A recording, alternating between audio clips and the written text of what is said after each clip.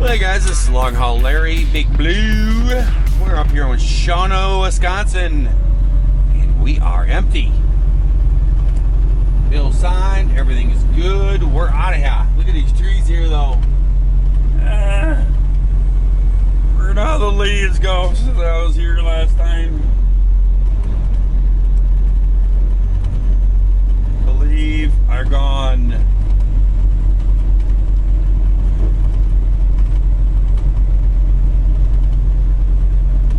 I mean, they are truly gone.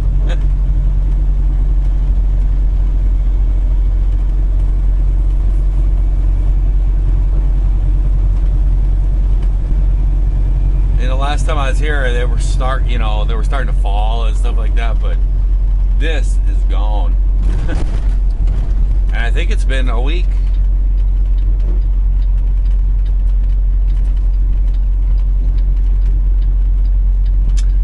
So that's pretty crazy, man. Pretty crazy. Wow, guys. Wow, that's all I got to say right now. I'm like way early for my appointment. And checked in here in Nestle. I have no time left. I actually arrived in here with 6 minutes left on my clock.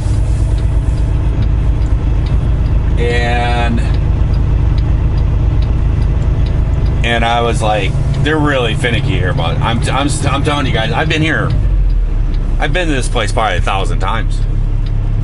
When I was independent, I used to come in here all the time. And I came racing in here.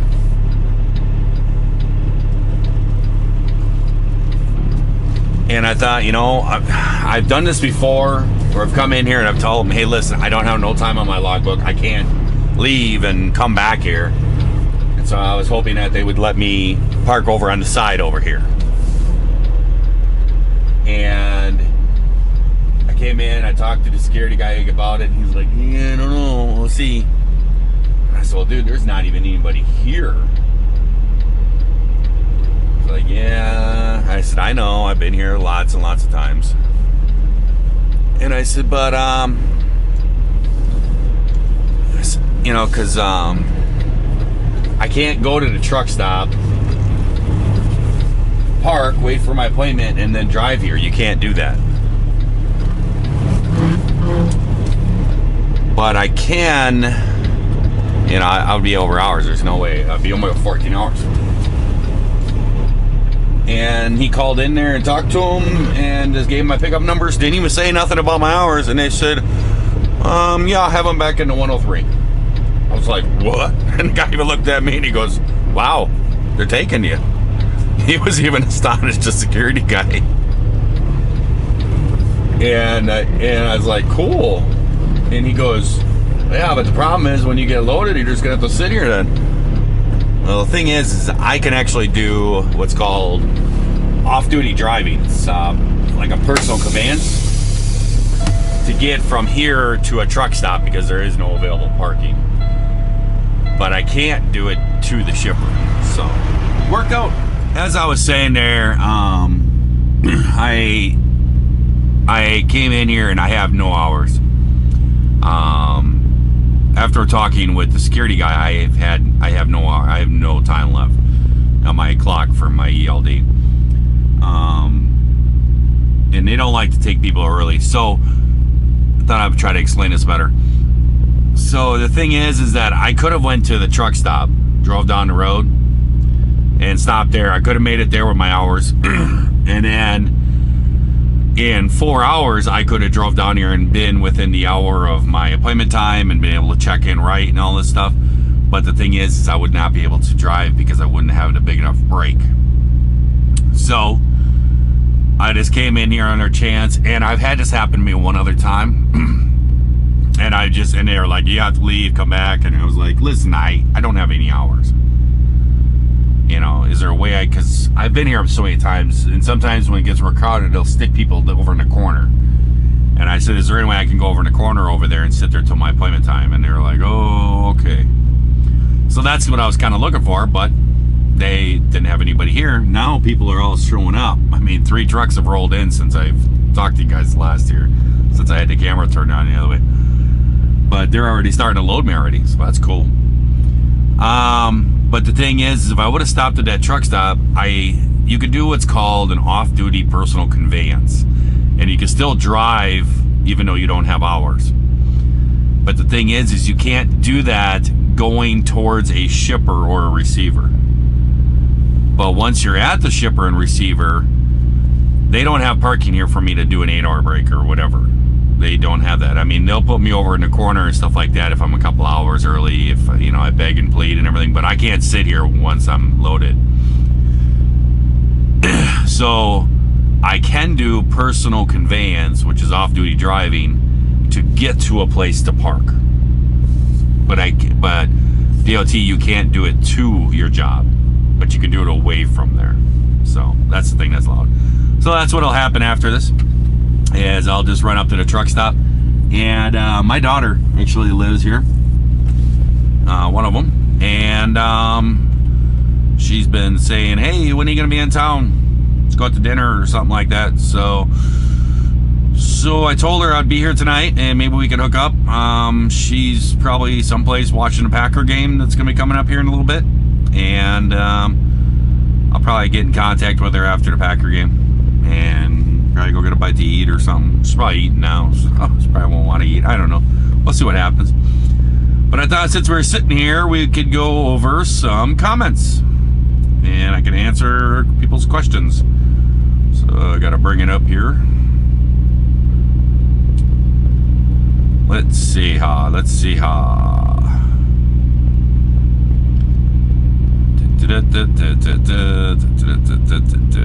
All right.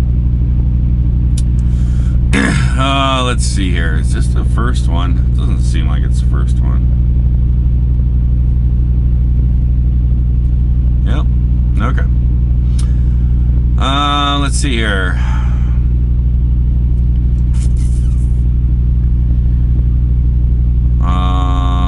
Sean Lasoy says, maybe you can get the commander-in-chief. I was talking about my brother selling with snowmobiles.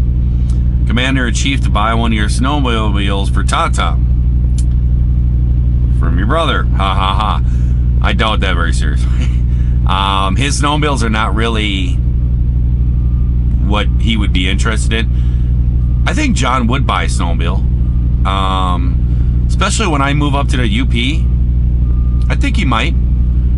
But I think it would be like a trail snowmobile, because off trail, I just don't think John would even be interested in that. I don't see that happening. He doesn't really have a body style for that type of snowmobiling. I think he would enjoy a newer snowmobile for trail riding though. So maybe when I move to the UP and he has a full-time place that he can go and snowmobile like that, he might. But the ones that my brother have they're long ones. They have real long tracks, kind of like mine. I think one of it is like a 163 inch long track, has big paddles on it. And the other one is, I think, a 172, I think it is. They're both Polaris's RMK Pros.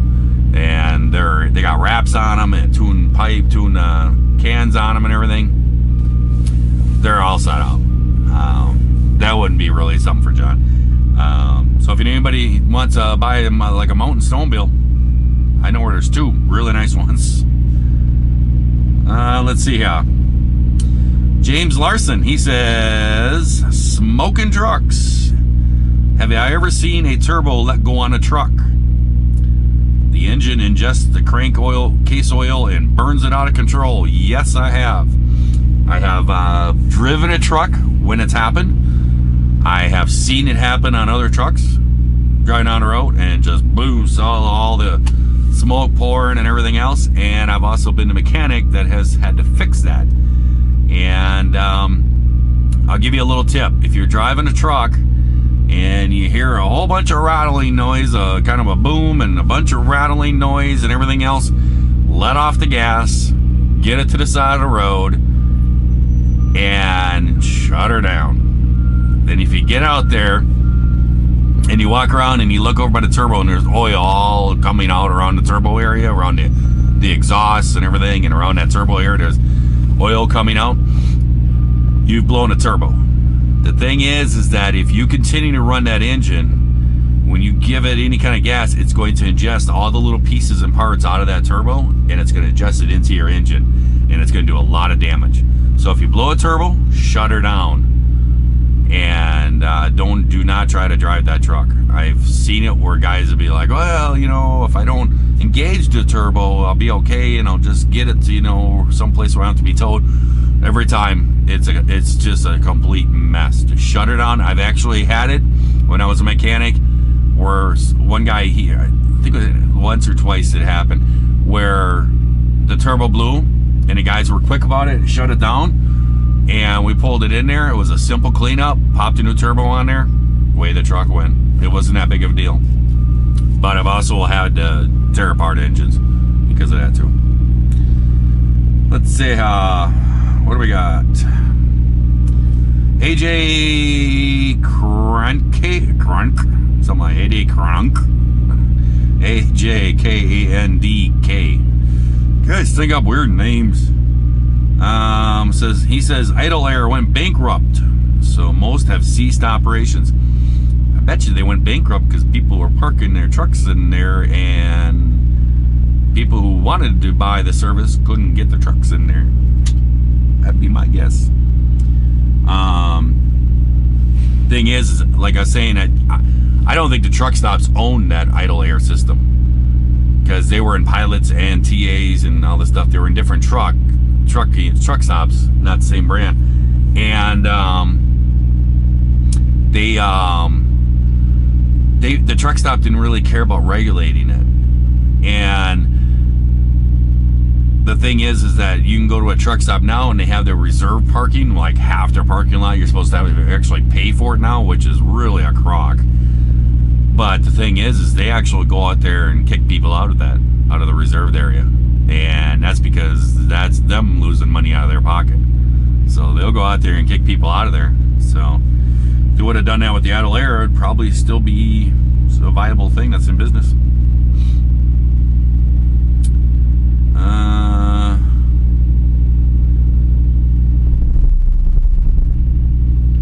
What was that? Oh, it's this guy over here. I think he's trying to slide his tandems and he just like pushed. Yeah, it's him over there.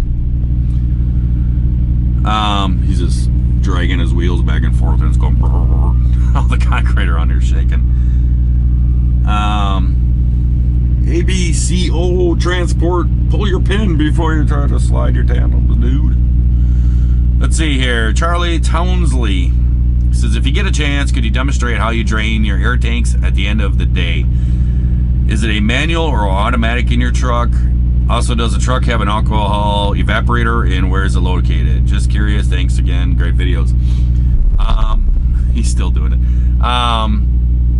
If you go back into like the videos where I was doing like a service and some other stuff, and I was doing valves, I was actually up underneath there. You'll see in that video where I pull the cables. The rig's actually right outside my door here, right above my step, in between the step and the cab. You reach your hand up in there and there's two cables. Pull those two cables. Those cables run down and they're attached to a little wire loop on the tanks, and you pull those cables and that releases air. I do not drain my tanks every day. I never have. I know that that's what they say. You're supposed to drain them every day and stuff. The thing is if you have an air compressor in your shop, you don't drain that air compressor every day. If you're building up enough condensation in your air system in your truck that you have to drain it every day, otherwise you're getting liquid in there, a buildup in there, you got something wrong. Usually I do it once a week, to tell you the truth. I'll drain them about once a week. Once a week I really go over there everything with a fine-tooth comb, check everything out really well, and that's when I'll drain the air tanks. And I've really never had water pour out or nothing like that. So, and I think you're talking about the shifter. It's a manual. And no, I do not have an alcohol evaporator. Let's see. Oh, here we go. Carrie Churchill. Larry, how often would you say that you take a split sleeper berth compared to a full 10-hour? I know that you ASAP, more power to you. Do you find that you need to take a split sleeper berth to make your appointments, or does it allow you to make more miles? Is it a common practice for reefer drivers? Thinking about going to reefer, but I heard that they have a really weird shipping and receiving times. All right, yes, they do. The grocery warehouses are not fun. I'll be perfectly honest with it. They're not fun. You know, they have some really weird hours sometimes. Sometimes it's, you know, middle of the night, early morning. You know, it's just, they got weird times. And I think it's all because of fresh food or whatever. You know, there's a time sensitivity to it, to move that. So it has to come in and go out. But sometimes the grocery warehouses, they can be a terrible thing. Because, I mean, sometimes you can get really just messed over. I mean, 4 or 6 hours is not unheard of. And then everybody's like, oh, you're going to get detention and stuff. I'll tell you right now, you hardly ever get detention. It's such a battle to get detention. It's not even funny. It's a lot of work. Everybody always says, oh, yeah, I'll get you detention. What's your times? Say, like, if you go through a broker, and they'll be like, oh, yeah, I'll get you detention. What was your times and everything? And you tell them your times. A month later, they're like, what about my detention from this load? Oh, yeah, we never got paid anything for that. You know, and that's it. You know, it's just a thing. And we know that broker went and got detention, but then they're saying not, because you can't really contact the company to find it. It's just a whole big mess. So that's just a big mess. Grocery warehouses are not fun.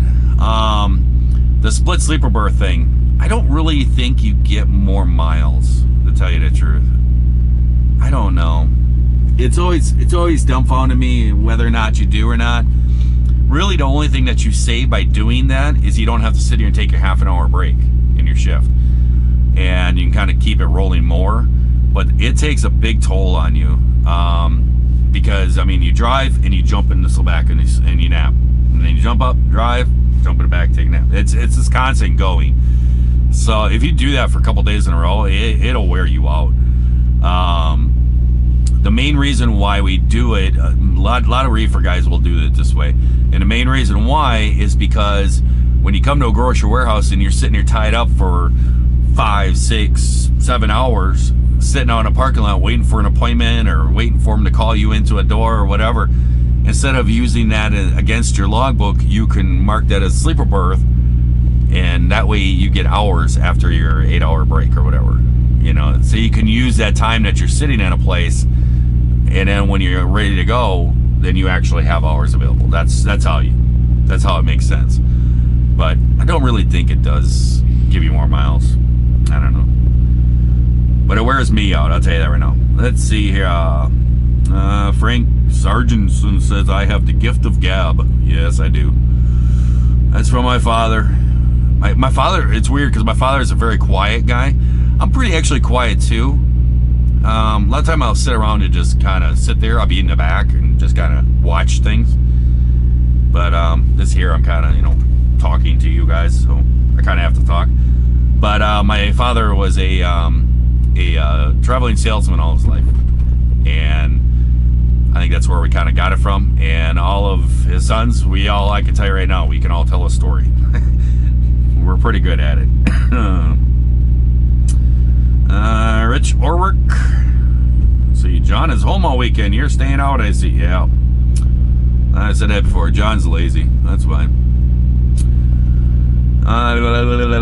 Let's see. DHMCC says, Larry, are the trucks with sleeper areas equipped with smoke or CO detectors? No, they're not.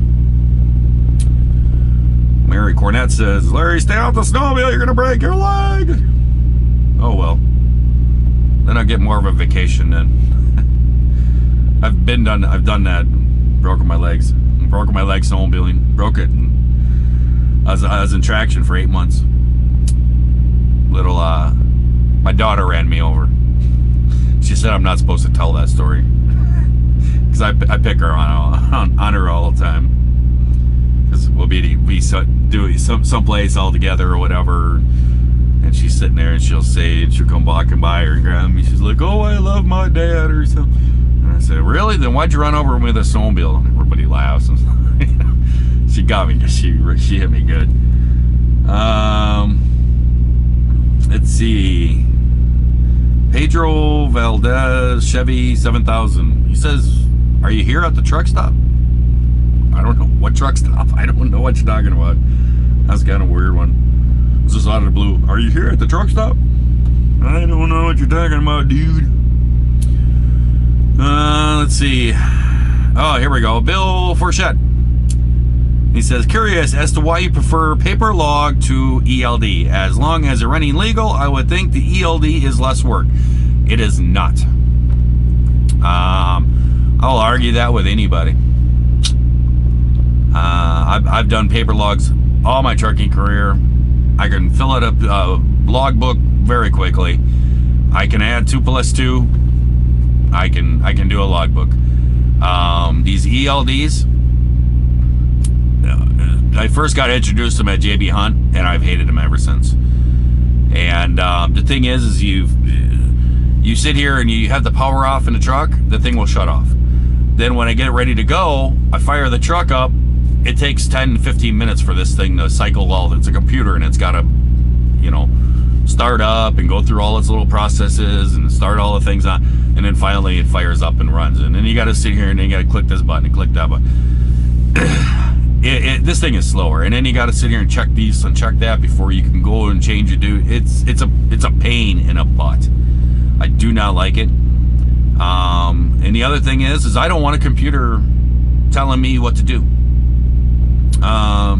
Just like I don't want a truck with sensors on it telling me that I need to brake or I need to adjust my driving habits or whatever. I don't need a computer to tell me when I cannot work or something like that. I can look at a piece of paper, figure it out, boop, done, go.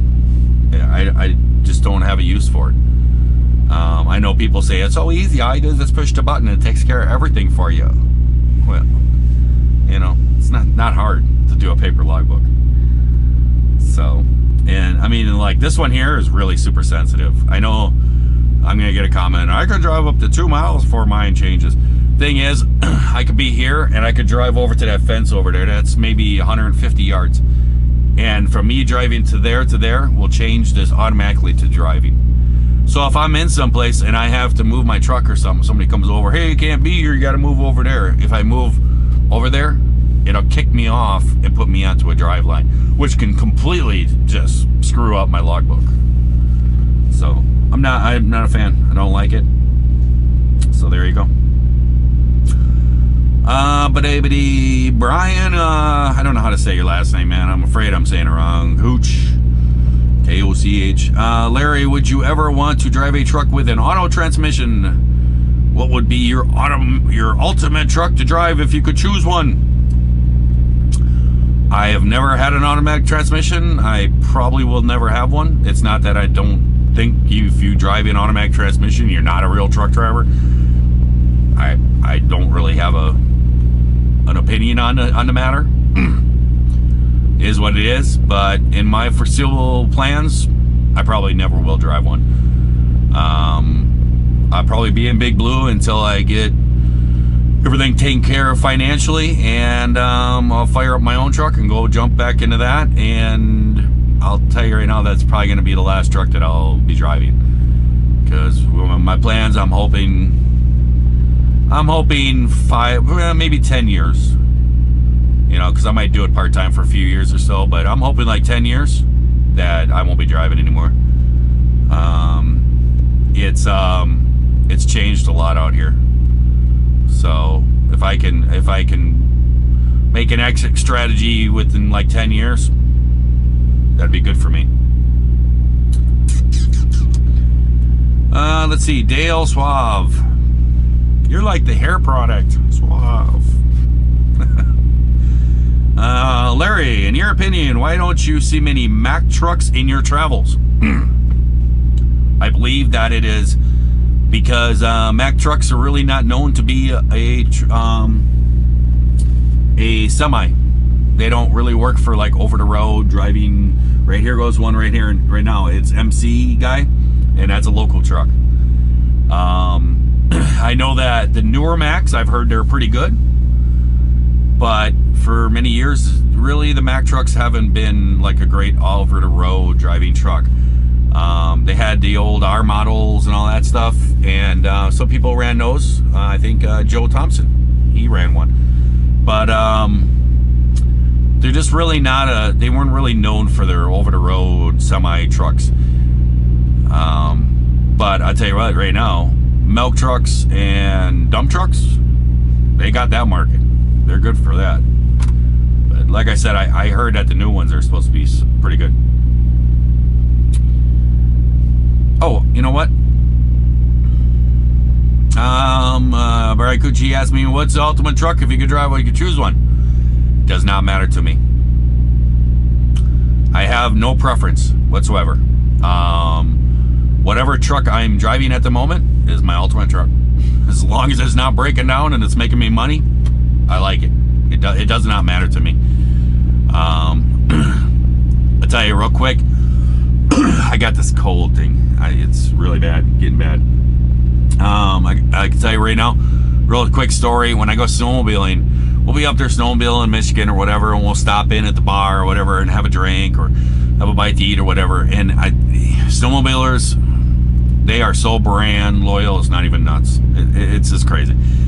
But you'll go in there and you'll hear people talking all over the place. My Skidoo is the greatest thing ever in the world. And this guy's over here, my Arctic Cat goes faster than anybody's on this planet. You know, everybody talks about their snowmobile. And I get comments about mine. Yeah, I get people give me little jabs about it and stuff. I've gotten comments, you know, that's because you ride a Yamaha. And so I've gotten it on here actually. But snowmobilers are very brand and they stick up for their brand. And I always do this. People will be in there and they'll be sitting in a bar, you know, my Skidoo, man, that thing's so cool. Everything else. And then they'll look at me, and this happens all the time. They'll look at me and they'll be like, what kind of snowmobile you running? And I'm like, I wear my snowmobile jacket. It's got Yamaha all over it. I'm like, Yamaha? And it's like, oh, aren't those heavy? Everybody says the same thing. It's like, yeah, but I got a lot more power than you do. But, you know, they'll sit there and talk about it, and there'll be discussions all about, and I always say the same thing. You know, let's say he's saying his Skidoo was the greatest or whatever. And finally I say, you know what, dude, it don't really matter. I mean, Arctic Cat, Yamaha, you know, Polaris, it doesn't really matter. You know, Skidoo, they all have different things to them. They do things better in this category than this one does, but they all do the same thing. They go through the snow, so it's all in fun. You know, so really, to tell you the truth, I'd drive anything but a Skidoo. I wouldn't drive one of those. I always say that. And the people are like, oh, they look at me, and I just laugh and stuff. I say if they're a big Arctic Cat guy, then I'll say, yeah, I would drive anything besides an Arctic Cat. So I always say that, and gets people laughing. So on your question, what ultimate truck was? Well, I drive anything but a Volvo.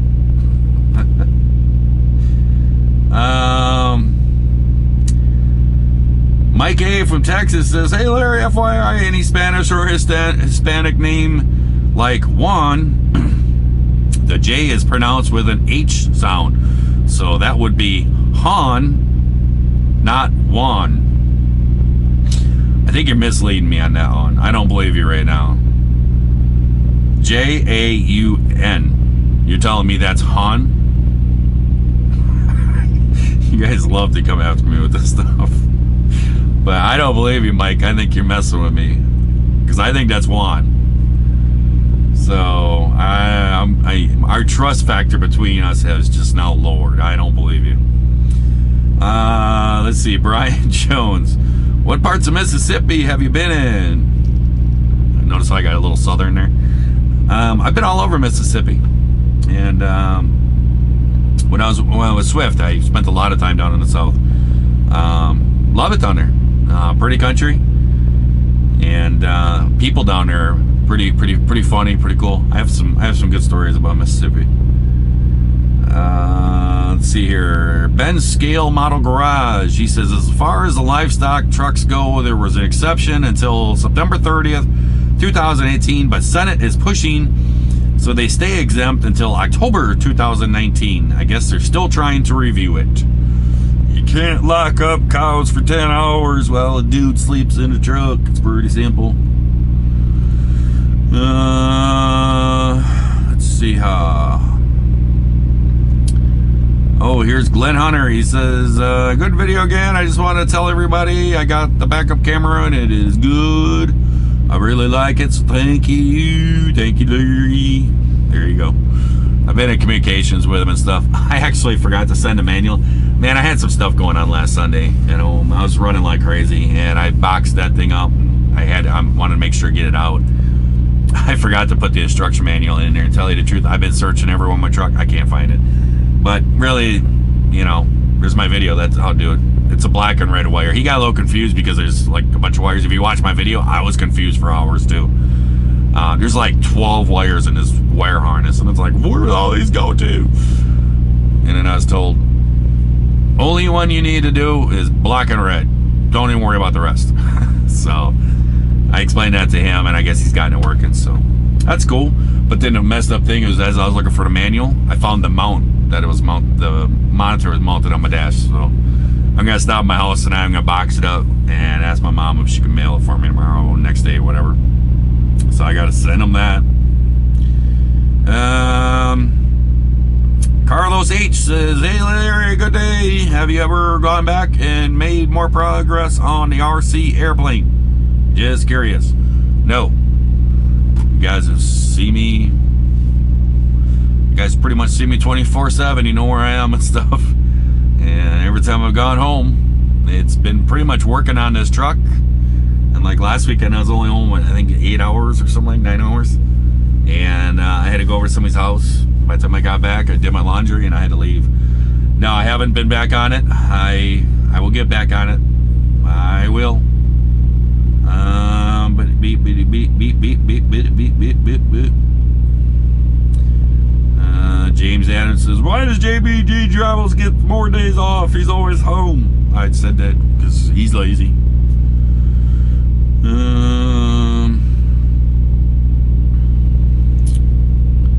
Let's see. Beep, beep, beep, beep, beep, beep, beep, beep.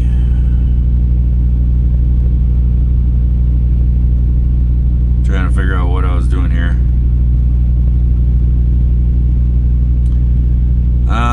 Peace, empathy, love, and happiness says, he's got a really long comment here. I can't read it all.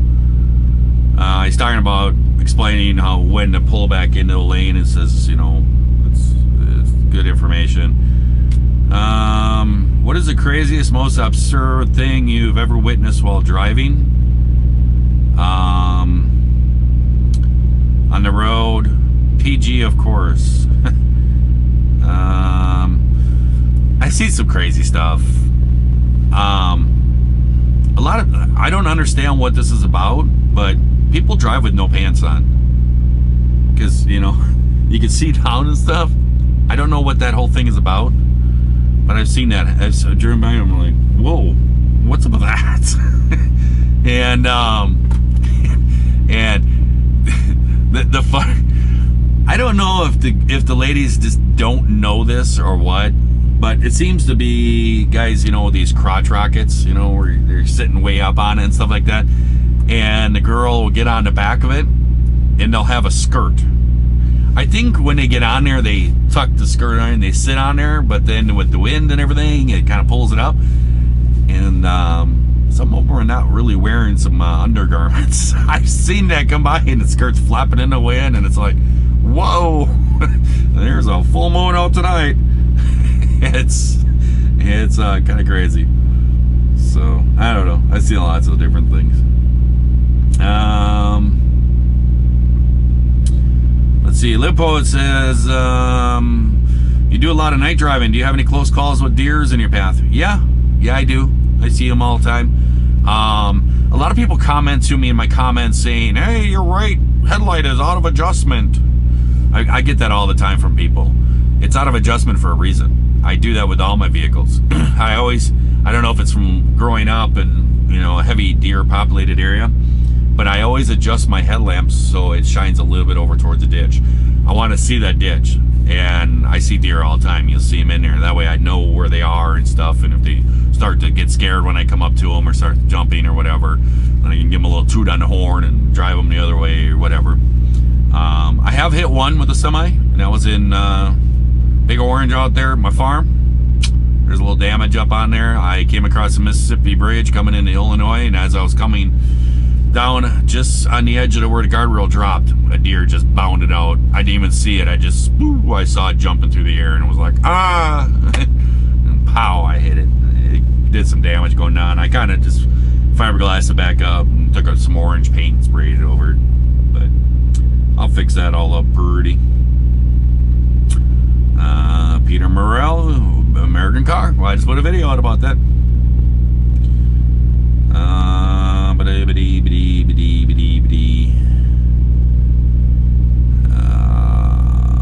Let's see. Big Dog Trump supporter asks, do you have any CB radio videos? There's a couple videos where I had the CB kind of playing in them. But now that I got my chrome here and stuff, I will get a truck wash here as soon as I get out of this rain. And I'm going to have some time going down to Texas, so I'll get this done and get some other repairs done. But I got all the chrome and everything all now, so now I'm going to move on to the next thing. And I think the next thing I'm going to do is I'm going to buy a new CB, because this CB is not working. So I think I'm going to buy a new CB, and I know you guys kind of like that when listen to CB and stuff like that, so I'll probably do something like that. Let's see here. Sam Ford says, I see you have a Corvette shirt on. Have you ever owned a Corvette? No, I have not. Those shirts were actually from my ex-father-in-law. He's a big Corvette guy. He's always owned some different Corvette. And he goes to shows all over the place. And let's just say he outgrew them. He outgrew his shirts. And his wife made him give them all to me one time. Because he goes to all these shows and he buys shirts all the time and stuff. And they were pretty much new when he gave them to me. And she's like, he still buys the same size shirt. She goes, he won't admit that he needs a bigger one. And so they gave them all to me and stuff. And I had those for quite a few years. And they're kind of getting all worn out. So I kind of wear them for work stuff now. But I'd like to have a Corvette. I've looked at one. Let's see. David B. asked me, is the beer store still open till 4 a.m. in Wisconsin? I don't know. I don't drink very much at all. Very much at all. And I don't think they do. I think like 10 or 11 or something like that they close. I think. I don't really know for sure though. People were asking me because I said something about, I blew my horn at this guy or that. Why didn't you record blowing your horn at him and stuff? I can't record. That would look bad. If I didn't record them doing the stupid thing that caused me to blow the horn at them, then also I turn the camera up and drive next to him and just blow the horn at him, and people will be like, what are you doing scaring people? Well, you didn't see he almost ran me off the road, so unless I capture him almost running me off the road, well then I'll blow the horn. I had some car this morning. Oh man, was acting stupid. I didn't blow the horn at him because we were in the tight construction area, and the car was just like coming over half of my lane just as it came past my bumper. I was like, what are you doing? But I didn't want to blow the horn out. I didn't want to scare him because the lanes were super tight. And I didn't want him to jerk and hit a wall. So let's see here. Donald Swink says, hey Larry, of any of your travels, have you ever seen a tornado, and do you play any musical instruments? He says he plays the drums. I have seen a tornado, but not in a semi. I saw it in an RV. I took my family out to Yellowstone in an RV years ago and made this whole big trek out there, and we saw a tornado on the way out there. And all of a sudden all the traffic stopped, and we're sitting in this little town, and the road just stopped, and we're like, what's going on? And my wife looked over, she's like, oh, there's a tornado. Sure enough, it was coming kind of towards us, and it kind of went a little angle, and we just sat there and watched it go by. We're like, whoa, that was cool.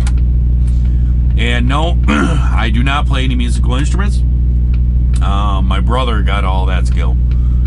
I have a brother that's 2 up from me. He plays guitar and sings, and he's pretty good.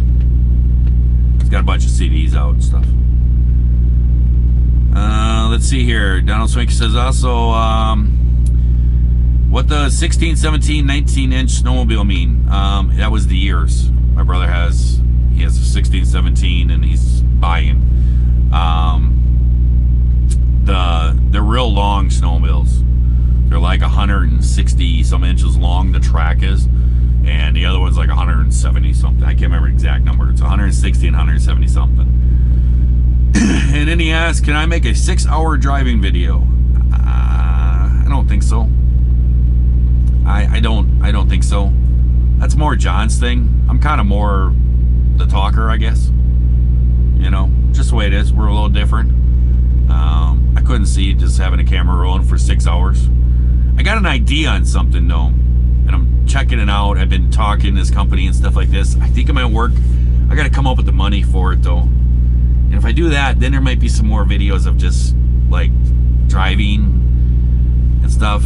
It's gonna be kind of cool, but it's gonna be really expensive. So I gotta come up with the money. Do it. I think that's it. Nope. All right, here we go. William Smith says, hey, Larry, do you get paid when you deadhead? And then he also asks, well, when you park at his mom and truck stops, do you spend any money in there? Because that's how they stay in business, paying their taxes, all that other stuff. No, I do not get paid for deadhead. I get paid a percentage of what the truck makes. If I have to deadhead someplace, see, like I know what you're talking about down there. I'm down in Dallas, Fort Worth area, and then I have to deadhead up to Russellville, Arkansas. I know a lot of people have commented, you know, why are you deadheaded so far? The thing is that load pays more than if we picked up a load in Dallas and brought that to East Coast. So in actuality, just going up that way and catching that load on the way actually pays more than if we catch a load in Dallas. That's why we do that. So I don't get paid for the deadhead, but I get paid for the trip, you know. And then, yeah, I usually do. When I go in these little mom and pop places, I usually try to always go in there and buy, like, here's a pen holder. I'm just looking around in here and stuff, like charging cords and stuff. I'll buy stuff. I always try to buy at these little mom and pop places. Because, yeah, you're right, they need business because they don't have all the big accounts for the trucking companies for fuel and stuff. So the big companies, you know, their truck drivers are not coming in there spending money in there and stuff. So to keep them open, you need to spend some money in there. So I always usually try to buy stuff in there. Still got a red light.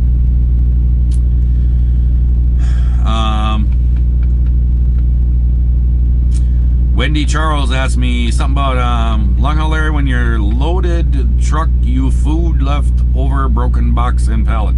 I think she's talking about what John made a video. He was up in Shauna where I just was, and he had some stuff that was damaged that he was taking home and all this.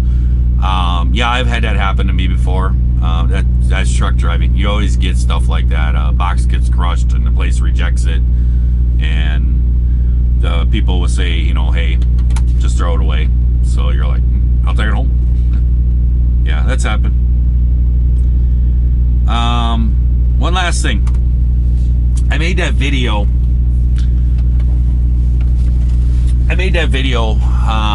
about the overpopulation thing and all that stuff, and talking about that, and I think that was really good.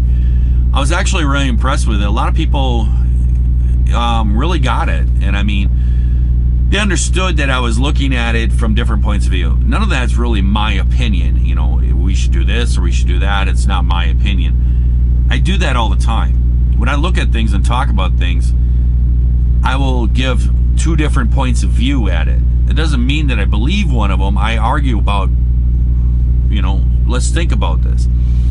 And I think a lot of people are understanding that now. And there were some really good comments about that, about discussing different things about it and everything else. And and different points of view and everything. There were some really good ones. There wasn't a lot of nasty stuff and everything. I almost didn't post it because I just had that video about John giving John $1, and I mean, everybody just, whoa, you know, just got all excited about that. And I mean, that's the most negative comments of any video I've ever done in my life, and it wasn't even about me. And you know, it was just everybody got so worked up about that. And in this video, it was like not really that bad, and it really didn't get that many negative comments. And it's like, I started thinking about it, and I'm like, people get all upset about giving JBG Travels $1, but people really didn't get upset about the world being overpopulated. I thought it was funny. Excuse me. Oh man, I'm getting hoarse. I gotta take a cough drop here in a second. Talking too much. So, you know, it was all discussion about different things, and I've actually been getting some like more emails and everything else, people discussing it yet and everything, and really good discussions.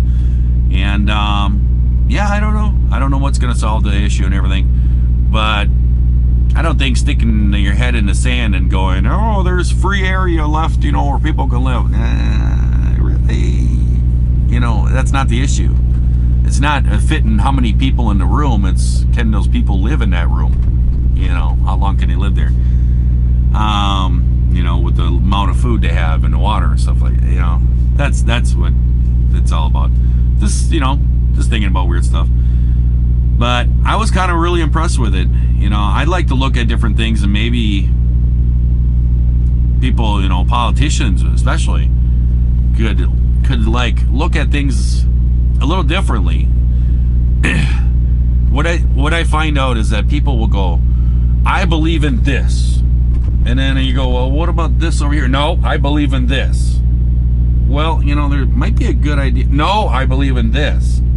You know, sometimes it may be kind of cool to look at different ways, you know, look at different sides of it. And then afterwards, you might go, maybe a little of this and a little bit of that might work together. Just saying. So, I think I'm going to let you guys go. Because you can see, we're bouncing around. We're probably pretty close to being done and loading me. And I can pull over to the truck stop and go to sleep. So I hope everyone out there is having themselves a great day, great night as you're watching this here video. And if you are not, well, you certainly could change all that and try it all over again tomorrow. I'll catch you later.